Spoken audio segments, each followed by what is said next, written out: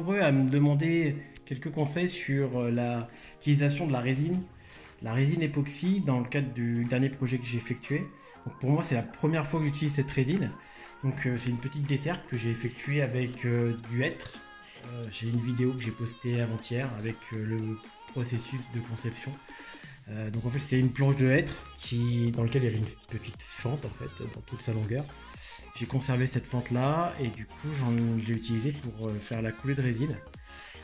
Donc pour ce projet là, moi j'ai utilisé un type de résine mais avec deux fournisseurs différents pour faire plusieurs tests en fait. Un avec Résine Pro et l'autre avec Cléopâtre. La colle qui sent l'amande là, quand on était petit, c'est ce type de colle là. Donc en fait les deux résines sont plus ou moins identiques sauf dans le temps de séchage. Typiquement côté Résine Pro, on est sur un temps de séchage relativement rapide, entre 4 et 6 heures entre chaque coulée. Côté Cléopâtre, on est sur un temps beaucoup plus long. Donc en fait, ça permet de faire des coulées beaucoup plus importantes. Mais pour le coup, moi je faisais des coulées de 10 mm. Donc en fait, voilà. Là, ça c'est le résultat avec Cléopâtre. Et ça c'est avec Résine Pro. Donc en fait, c'est exactement les mêmes. Le résultat est identique. Donc ce que je vous propose, c'est d'aller à l'atelier. Vous montrer en fait tout ce que j'ai utilisé en termes de matériel pour faire de la conception. Vous donner 2-3 astuces. Alors c'est des astuces que moi j'ai chopé sur le net et des conseils que je vais vous communiquer aussi suite à 2-3 problèmes que j'ai pu rencontrer lors de tests que j'ai fait précédemment. Et du coup ça va permettre éventuellement d'avancer ou de vous lancer dans votre projet. Suivez-moi. T'as vu cette table? Déchirant. Hop. Donc là on va directement à l'atelier. Donc pour ceux qui ont vu tout à l'heure, j'ai posté une petite photo avec mon atelier en cours de rangement. Je vais vous expliquer juste après pourquoi en fait je suis en train de faire le ménage. Donc je sais pas si on voit bien. Hop. Donc là il est rangé pour le coup. Là il est rangé. Donc là c'est le projet, le gros projet avec la résine que je vais faire prochainement. Là il est rangé. Bon. En fait l'idée c'était d'avoir un max de place. Je vais faire le tour, je vais vous montrer. En fait j'ai créé un poste en fait, hop, à chaque fois. Et l'idée c'est d'avoir un max de place en fait ici, sur cette partie là. Donc ça c'est un poste qui n'existe pas, normalement c'est juste pour faire le projet. Après pour le coup les dormants ils dégagent et puis j'ai tout cet espace là. L'idée c'est que là il y a normalement, si tout se passe bien, d'ici quelques semaines, enfin si le budget le permet et si tout se passe correctement, il y a une machine qui va venir ici. Qui va remplacer la dégo rabot. L'aspiration va changer. Ça normalement effectivement aussi ça va plus être utile pour le coup. La défonceuse sous table non plus. Et qu'est-ce que ça va... Oui, la scie sous table aussi. Donc en fait c'est une machine qui multifonction pour le coup. Je vous donne pas encore les informations sur la référence, sur la marque, mais qui sera positionnée ici si tout se passe bien. Revenons au sujet initial qui est la résine époxy. Donc la résine époxy pour le coup c'est relativement simple en fait. Vous avez de la résine, du durcisseur avec un taux de mélange différent en fonction des fournisseurs. Là typiquement je crois qu'on est à 50. On est à quoi? Là on est à 60% pour le coup pour celui-ci. Et là on est à 50% pour la Cléopâtre. Donc là c'est la résine Pro. Là c'est la Cléopâtre. Donc en fait je vais vous montrer en fait ce que j'ai utilisé et les astuces que j'ai pu appliquer pour éviter d'avoir des bulles, pour éviter d'avoir la résine opaque, bref, tout ce qu'on peut éventuellement rencontrer quand on se lance dans ce type de projet. Et comme la résine est relativement chère en fait au litre, en fonction du fournisseur, parce qu'on est entre 10 et 15 euros en début de tarif pour aller jusqu'à 30, 40, 50, 60 euros pour le litre, pour les tarifs un peu plus onéreux en fonction des fournisseurs. La première chose que moi je conseille personnellement, c'est d'avoir des récipients comme ceci pour pouvoir dans un premier temps faire votre mélange, mais déjà mettre les bonnes doses de chaque composant. Le premier, vous prenez deux ou trois récipients. Dans le premier, vous mettez votre résine, donc vous la pesez. Donc là, typiquement, on est sur un mélange à 60. Si vous devez mettre 100 de résine, il faut mettre 60 de durcisseur. Donc vous mettez 100 de résine dans un premier gobelet.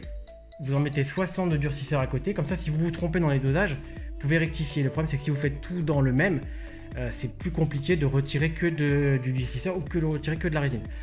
Donc là pour le coup vous faites votre pesée et puis après vous faites votre mélange.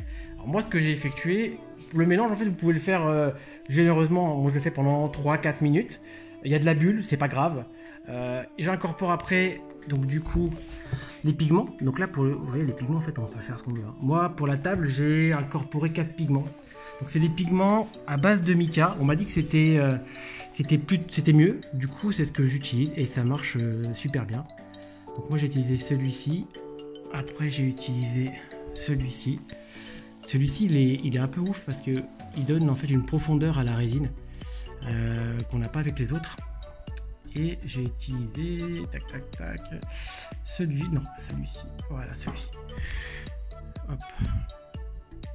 Et du coup ça donne le résultat que vous avez vu. Je vais vous montrer rapidement. Ça donne ça. Ça donne ça. Donc ça c'est un morceau que j'ai pas poli, hein, un morceau brut pour lequel on voit pas très bien, il n'y a pas de bulle. Il n'y a pas de bulle, mais je vais vous donner 2-3 astuces juste après. Donc ce qui est important, comme je le disais, c'est d'avoir des récipients, bien sûr une balance. Moi je prends ça, du scotch, je pense scotch PVC. Ça doit coûter 6-7 balles le rouleau.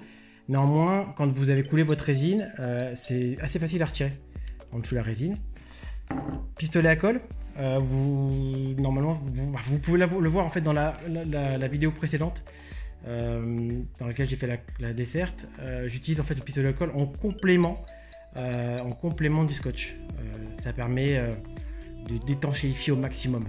Le problème c'est que si vous faites votre coulée sur les petites surfaces, c'est pas trop gênant, mais si vous faites votre coulée sur des grosses structures comme ça et que ça commence à couler, ça commence à déborder, vous êtes mal parce que quand vous avez mis 1 litre, le litre il va se retrouver par terre et du coup après c'est gênant. Ce qui est aussi important, ça va être la finition. Donc là je commence au 120. Donc on coule, hein, on fait les coulées. Je vous expliquerai juste après comment ça se passe au niveau des coulées. 120, 400. Pour ceux qui peuvent, vous pouvez encore augmenter. Moi j'ai 1500, j'ai même 3000. Et après je termine la surface avec ça que j'applique avec cette bécane. Donc en fait pourquoi cette bécane? En fait cette bécane elle me permet d'avoir le nombre de tours par minute et non en fait un chiffre uniquement. Donc en fait en fonction du produit que vous allez utiliser, donc ça c'est du produit qu'on met normalement sur les carrosseries de voitures et vous allez voir que derrière en fait il préconise en fait une vitesse bien spécifique en fonction des passes que vous allez faire. Donc là, ce produit-là, il retire les rayures de ponçage 1500, je crois, et celui-ci 3000. Celui-ci fait le job largement. Vous pouvez peut-être en prendre un autre. Je sais pas. Je pense qu'après, il faut regarder les spécificités des produits, mais ça permet d'avoir un rendu quand même assez canon. Des gants, obligatoirement des gants, parce que la résine c'est nocif pour le coup quand c'est liquide et surtout quand vous allez le poncer après, c'est mettre un masque obligatoirement. Si on peut éviter d'avoir chopé des conneries à cause de ça, c'est toujours mieux. Donc là comme je disais tout à l'heure, on a la résine transparente et le durcisseur. Alors pour la résine, ça m'est arrivé d'avoir de la résine un peu opaque. Et du coup les mecs de chez Resin Pro m'ont donné un conseil, j'ai essayé, ça marche, c'est fou. En fait, et du coup ça tombe bien de pouvoir mettre ça dans à côté de la résine, à côté du durcisseur, parce que si elle est opaque, vous faites un bain-marie. Donc vous mettez votre résine dans un récipient qui permet d'être chauffé, et vous faites ça au bain-marie, vous tournez, et là pour le coup elle va devenir translucide. Elle sera pas chaude, vous attendez qu'elle redescende un peu en température, et puis après vous pouvez faire votre mélange et ça donne une résine top. Donc là c'est la Resin Pro, j'avais essayé la Cléopâtre aussi. Donc la différence entre les deux, hein, c'est le temps de séchage. Là on est sur un mélange à 50, là on est sur un mélange à 60. Et je vais vous montrer rapidement. Alors ce que vous pouvez faire, moi c'est ce que j'ai fait, hein, c'est qu'au début, avant de faire des coulées, de se lancer, j'ai fait des tests. J'ai fait des tests sur des petits échantillons. Donc là j'ai pris un bois, j'ai fait des tests et vous voyez en fait il y a des bulles. Et après je vous expliquerai en fait comment je fais pour ne pas avoir de bulles. Et j'utilise pas d'équipement pour chauffer en fait, hein. pas de fer à cheveux ou pas de, enfin pas de trucs thermiques ou autres. Vous allez voir, ça marche plutôt bien. Après, il faut être patient. Je pense qu'il faut être patient pour avoir un résultat canon. Et là, c'est un test que j'ai fait pareil. Et oui, on a l'impression qu'en fait le bois, il respire. Bref, je sais pas trop comment ça fonctionne, mais le fait est que il y a une bulle qui se forme après la mise en place de la résine. Et ça, oui, ça c'est un dernier test que j'ai effectué. Et pour le coup, avec les pigments, ça permet de voir comment ça fonctionne. Et vous voyez, il n'y a pas une bulle. Il n'y a pas une bulle parce que en fait, moi, ce que je fais, c'est que dans un premier temps, quand vous avez fait votre mélange, donc résine, durcisseur, vous mettez votre pigment, vous mélangez, avec ou sans pigment, après vous faites ce que vous voulez. Hein. Vous mélangez, et moi j'attends 10 minutes. J'attends 10 minutes, je laisse reposer dans le récipient tranquillement. Je reviens, et ce que je fais, la première chose que j'ai effectuée après avoir fait mon moule, c'est que, vous voyez cette partie-là,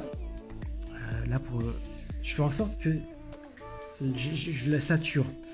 Alors après, le terme que j'utilise, c'est pas forcément le bon. Le fait est, c'est que je mets au pinceau, et ça vous pouvez le voir dans mes vidéos, je mets au pinceau de la résine ici, et je laisse sécher. Ce qui, après, va éviter à ce que le bois fasse les petites bulles qu'on voit sur les précédents tests que j'ai effectués. Là, c'est pour ça que je vous dis qu'il faut être patient, parce que pour le coup, vous faites un petit mélange, et puis après, vous prenez un pinceau, vous le mettez là-dessus, sur le fond, léger, mais genre 1 mm sur le fond. Donc là, hein, bien sûr, on s'imagine qu'on a bien un coffrage complet avec le scotch qui va bien. Donc vous faites une première passe sur le côté au pinceau, sur le fond, vous attendez que ça durcisse. Et là, dès que c'est fait, normalement, et sur les tests que j'ai effectués, ça a toujours fonctionné comme ça, normalement, vous n'avez pas de bulle après. Alors attention, pareil, on préconise, quand vous voyez des vidéos du net sur des mecs qui font des coulées de 10 cm. Perso, je sais pas si de près il n'y a pas de bulle, j'en sais rien. Je sais que les mecs après ils vont décapeur thermique, je sais pas ce que ça donne. Moi j'ai déjà essayé une décapeur thermique il y a super longtemps sur ce type d'objet, ça avait brûlé le bois, ça avait fait fondre le plastique, c'était le bordel.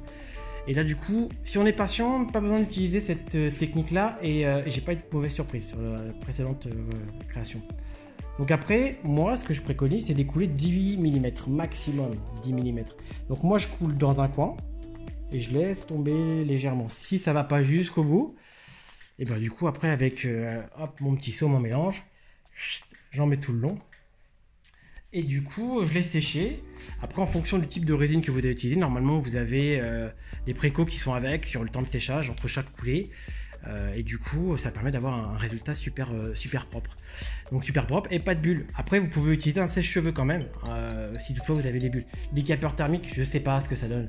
Le sèche-cheveux, j'ai l'impression que c'est un petit peu moins puissant du coup. Je sais pas. À tester et à voir sur internet s'il y a des vidéos où il y a des mecs qui utilisent des procédés un peu différents. Ce que je voulais vous dire aussi, c'est que lorsque vous utilisez les pigments que vous avez là, enfin là ou ceux-là ou d'autres, quand vous avez des grosses épaisseurs comme ça, vous pouvez jouer en fait sur la teinte entre chaque coulée. Je m'explique. Si vous voulez un résultat, et vous avez en tête un résultat, une teinte bien spécifique, la première coulée que vous allez faire ne détermine pas forcément la teinte globale de votre projet. Elle détermine une partie de la teinte, mais pas la teinte globale. Si vous faites une coulée super foncée, après, vous pouvez atténuer cette coulée super foncée, cette teinte super foncée, en faisant des coulées très très claires. Moi, ça m'est arrivé, j'ai fait des tests et ça fonctionne très bien. Et du coup, vous voyez, sur le projet que j'ai effectué, il y en a 2 résines différentes. Les pigments, je les ai pas mesurés en soi, je les ai mis au pif. Et du coup, j'ai le résultat identique parce que du coup, j'ai rattrapé à la dernière coulée, à la dernière passe. J'ai rattrapé de façon à avoir la même teinte un peu partout. Donc même si vous êtes trop foncé au début, pas de panique, vous pouvez rattraper si vous avez d'autres coulées par la suite. Donc là, c'est un projet que je vais lancer normalement semaine prochaine, si tout se passe bien. Parce que je pense que j'ai un gros taf de coffrage avant de me lancer. Et je vous avouerai que faire la petite, c'est passé. Faire la grosse, si je me plante, ce serait dommage. Parce que le bois est plutôt sympa. Un dernier truc que j'ai oublié de vous dire, le bois. Vous prenez ce que vous voulez comme bois, chêne. Moi, j'ai pris du hêtre qui était sec. Que j'ai fait sécher après à l'extérieur chez moi, que j'ai remis à l'atelier, j'ai fait sécher pendant 15 jours. On est sur 30 mm d'épaisseur, donc c'est pas énorme. Normalement, il est je sais pas si on peut appeler ça stabilisé, mais il a l'air d'être sec. Évitez d'utiliser un bois vert parce que je pense qu'il va bouger et dans le temps votre résine et votre bois ça va pas forcément faire une bonne finition. Après vous pouvez faire pareil des tests, hein. Vous pouvez utiliser de la palette, ça c'est de la palette que j'ai. Là c'est du chêne, c'est des palettes en chêne mais c'est des vieilles palettes.